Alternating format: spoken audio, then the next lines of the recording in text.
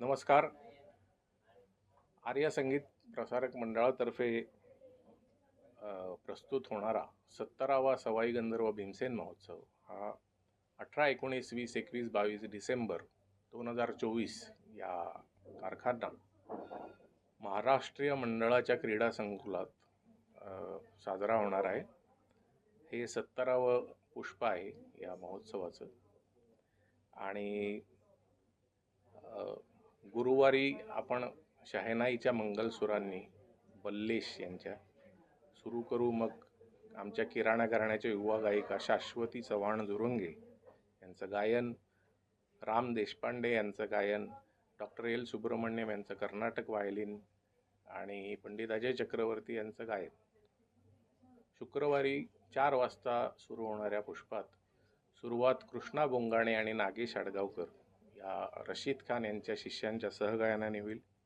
नंतर संगीता कट्टी कुलकर्णी या किराणा घराण्याच्या बसवराज राजगुरू यांच्या शिष्या यांचं गायन होईल. मग अनुपमा भागवत यांचं सतार वादन होईल आणि सत्राची सांगता पंडित व्यंकटेश कुमार यांच्या गायनाने होईल.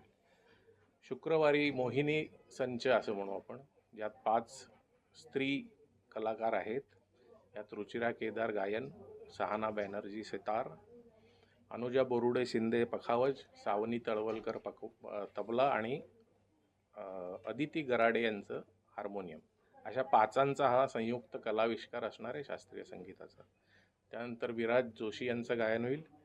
त्यानंतर कौशिकी चक्रवर्ती आणि त्यांचे सुपुत्र रिषित देसिकन यांचं सहगायन होईल आणि सत्राची सांगता पूर्बायन चॅटर्जी यांच्या सितार वादनाने होईल. शनिवारी 4 वाजता सुरू होणारं सत्र असेल ते 12 वाजेपर्यंत चालेल. याची अधिकृत अनुमती आपल्याला मिळालेली आहे 12 वाजेपर्यंतची. 4 वाजता सौरभ काडगावकर हे आपलं गायन सादर करतील. त्यानंतर आयान अली बंगश, शामान अली बंगश यांचं सरोदवादन होईल एकत्र. नंतर आनंद भाटे यांचं गायन होईल आणि नंतर राकेश चौरासिया यांचं बासरीवादन आणि नंतर आरती अंकलीकर टिकेकर यांचं गायन आणि पंडित उल्हास कशाळकर यांच्या गायनाने सांगता होईल. रविवारी 12 वाजता दुपारी सुरू होणारं सत्र असेल. त्याची सुरुवात संजीव अभ्यंकर यांच्या गायनाने होईल. नंतर कर्नाटक सहवादन होईल कर्नाटक शैलीतलं, जे शशांक सुब्रमण्यम बासरी आणि आर कुमरेश व्हायोलिन यांचं असेल. नंतर किराणा घराण्याचे गायक पंडित फिरोज दस्तूर यांचे शिष्य मिलिंद चित्ताळ यांचं गायन होईल.